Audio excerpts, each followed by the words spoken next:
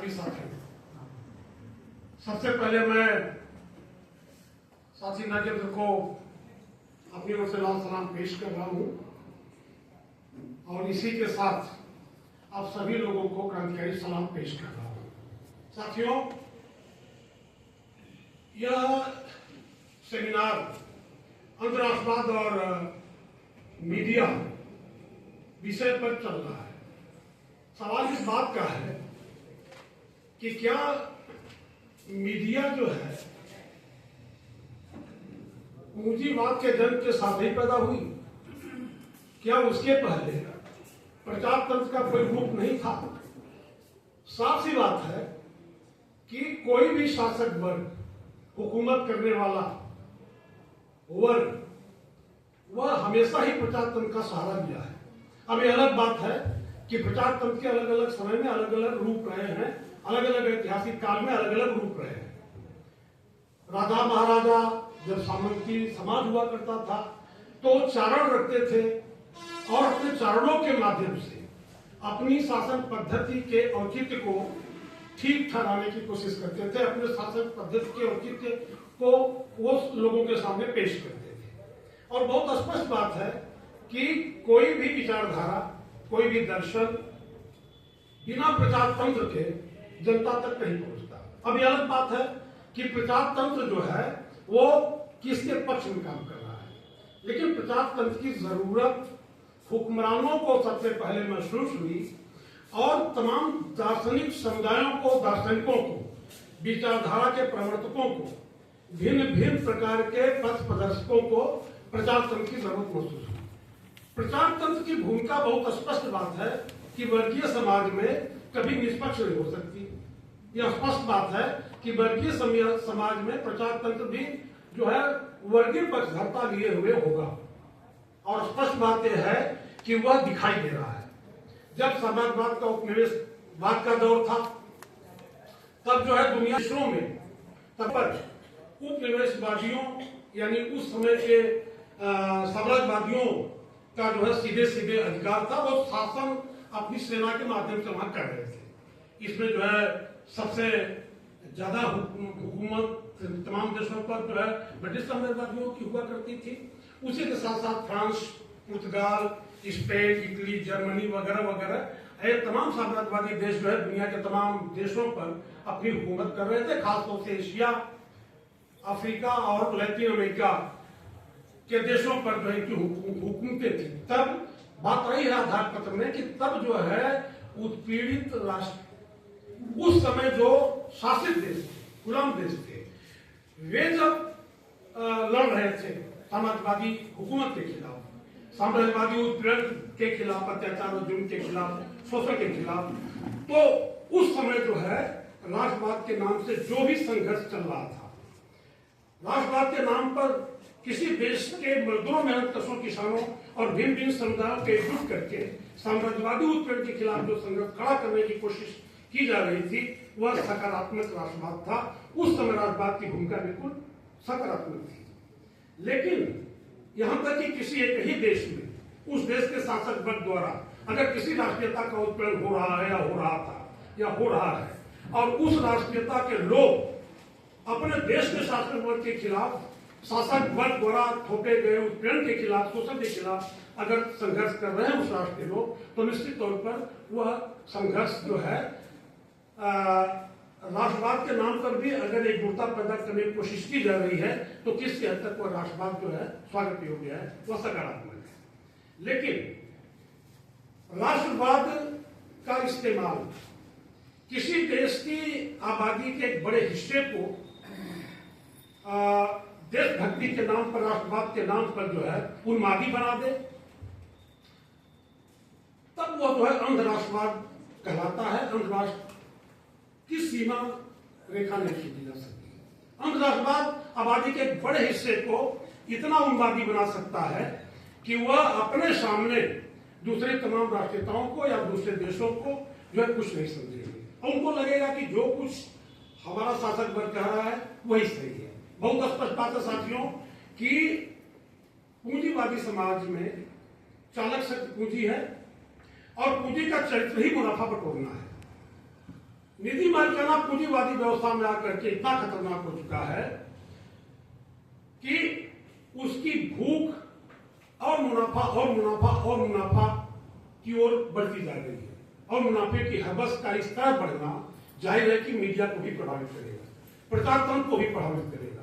और जाहिर है कि मुनाफा के हवसखोर मुनाफा बढ़ाने की आकांक्षा लेकर के अपना काम कर रहे बड़े बड़े पूंजीपति, एकाधिकारी पूंजीपति वर्ग जो है वह हर चीज का इस्तेमाल अपना मुनाफा बढ़ाने के लिए करता है, और भी पूंजी जो है बेतहाशा बढ़ाने की आकांक्षा को लेकर के वह जो है मीडिया का भी इस्तेमाल करेगा मुनाफाखोरी के लिए। यह लेकिन मुख्य बात नहीं होगी, लेकिन एक पक्ष यह भी है, और जाहिर है कि हम देखें अगर तो जितने बड़े बड़े चैनल्स हैं, वो चाहे इलेक्ट्रॉनिक मीडिया हो, प्रिंट मीडिया हो, उन चैनल्स पर, उन मीडिया के जो है उस विधा पर, उस प्रकार पर बड़े पूंजीपतियों का, एकाधिकारी पूंजीपति वर्ग का ही कब्जा है, और एकाधिकारी पूंजीपति प्रजातंत्र को भी अपने मुनाफा का जरिया बना रखा है। जाहिर है कि उनको अगर टीआरपी बढ़ाना है, उनको ज्यादा से ज्यादा लोगों तक जो अपने चैनल को लोकप्रियता को ले जाना है, तो वो तरह तरह के ऐसे हथकंडे अपनाएंगे जो आबादी के एक बड़े हिस्से को उन्मादी बनाएगा, मूर्ख बनाने की कोशिश करेगा, अवैज्ञानिक सोच से भरने की कोशिश करेगा, रूढ़िवादी सोच देगा, और पिछड़े जीवन मूल्य और पिछड़ी सांस्कृतिक चेतना से अधिकाधिक आबादी को प्रभावित करने की कोशिश जो है वह मुनाफाखोर मीडिया करेगा। कौन? जिस पर एकाधिकारी पूंजीपति वर्ग का कब्जा है, यह स्पष्ट बात है, और आज वही हो रहा है।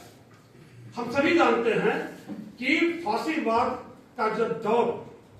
इटली से होते हुए जर्मनी और ऑस्ट्रिया, हंगरी, पोलैंड, बुल्गारिया आदि देशों तक पहुंचा, तो फासीवाद के उस दौर में तमाम देशों में, हर देश में न सही लेकिन तमाम देशों में अंधराष्ट्रवाद का सहारा लिया गया, और अंधराष्ट्रवाद के साथ साथ जाहिर है कि प्रतिक्रियावाद जो है शामिल होता ही है। अंधराष्ट्रवादी घोर प्रतिक्रियावादी भी होते हैं, जैसा कि हम सामने देख रहे हैं। आधार पत्र में विस्तार से साथी रोहित ने इस बात को रखा है कि कैसे अंतरराष्ट्रवाद जो है किस तरहवादी के हिस्से को प्रतिक्रियावादी, मतलब मैं उससे कह रहा हूँ जो आधार पत्र की आवाज है कि प्रतिक्रियावादी भी बनाना होता ही है अंतरराष्ट्रवादियों को आबादी के एक बड़े हिस्से को। और निश्चित तौर पर यह प्रतिक्रियावाद अंतरराष्ट्रवाद से जुड़ी हुई चीज है, और प्रतिक्रियावाद के चलते निश्चित तौर पर एक धार्मिक समुदाय दूसरे सामाजिक समुदाय, धार्मिक समुदाय दलाई नहीं कर रहा हूँ सामान्यीकरण, लेकिन किसी धार्मिक समुदाय का एक बड़ा हिस्सा अगर वो राष्ट्रवादी जज्बात से प्रभावित है तो प्रतिक्रियावादी होगा, और किसी भी धर्म विशेष का एक बड़ा हिस्सा दूसरे धर्म विशेष के एक हिस्से के खिलाफ या करीब करीब पूरे हिस्से के खिलाफ नफरत से भरा हुआ होगा। फायदा किसको, नुकसान किसको? बहुत स्पष्ट बात है कि अगर किसी धार्मिक समुदाय का एक बड़ा हिस्सा किसी दूसरे धार्मिक समुदाय के एक बड़े हिस्से के खिलाफ नफरत से भरा हुआ है, तो फायदा एकाधिकारी पूंजीपति वर्ग का होगा, फायदा जो है मुनाफाखोरों का होगा, वो चाहे बड़े उद्योगों के मालिक हैं, चाहे बाजार का उनका कब्जा है। आज यही हो रहा है। हिंदुस्तान का एकाधिकारी पूंजीपति वर्ग, आरएसएस और बीजेपी का गठजोड़ देश को अंधराष्ट्रवाद के रास्ते, प्रतिक्रियावाद के रास्ते जिस जहां झोंक रहा है, जिस नुकसान की ओर, जिस खतरे की ओर यह गठजोड़ ले जा रहा है, उसे समझना होगा। और निश्चित तौर पर यह तभी संभव है कि हम अंधराष्ट्रवाद, प्रतिक्रियावाद के जरिए देश को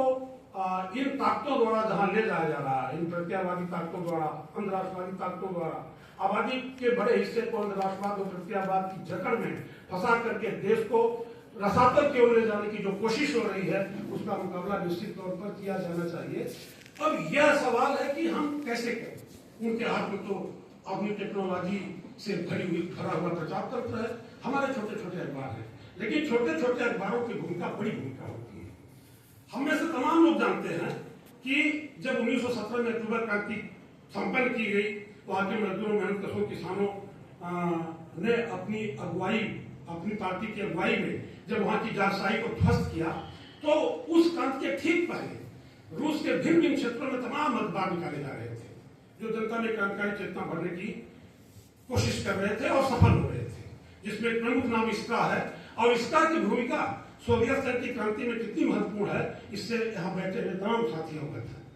तो दोस्तों, अखबारों की भूमिका को हम जो है इस तरह समझें कि हम बड़े से बड़े प्रचार तंत्र को एकाधिकारी पूंजीपति वर्ग कब्जा मार के जिस प्रजातंत्र पर बैठा है उसका भी मुकाबला हम कर सकते हैं अपने छोटे छोटे पत्रों द्वारा, अपने छोटे छोटे अखबारों द्वारा, अपने प्रचार माध्यम के द्वारा।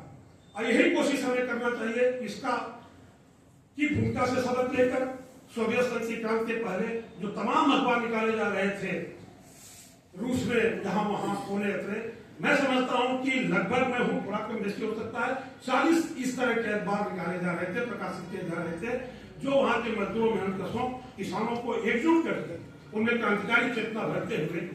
वहां के सामंतों और पूंजीपतियों, वहां की जातशाही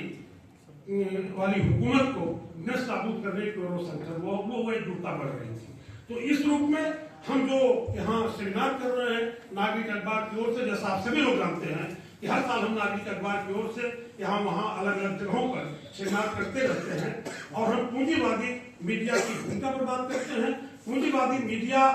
की भूमिका के बरअक्स उसके मुकाबले हम जो है क्रांतिकारी अखबारों की भूमिका पर बात करते हैं। और निश्चित तौर पर हमारे देश में जो तमाम जो है क्रांतिकारी संगठन मौजूद हैं, क्रांतिकारी ग्रुप मौजूद हैं, वो इस ओर बढ़ रहे हैं कि अखबार के महत्व को, भूमिका को समझ रहे हैं और धीरे धीरे जो है एक दूसरे से सहयोग करके और कैसे धारदार बनाया जाए, ऐसे अखबारों की लेखनी को कैसे तेज किया जाए, कैसे धारदार बनाया जाए जो पूंजी परस्त मीडिया का मुकाबला कर सके। इस ओर निश्चित तौर पर हम इसी तरह के सेमिनारों का आयोजित करके और लोगों तक जो है क्रांतिकारी चेतना पहुंचा करके पूंजी परस्त मीडिया का मुकाबला कर सकते हैं। और इस तरह पूंजी परस्त मीडिया के बरक्स पूंजी परस्त मीडिया के मुकाबले हम क्रांतिकारी मीडिया को खड़ा कर सकते हैं। इन्हीं बातों के साथ धन्यवाद देते हुए आप सभी को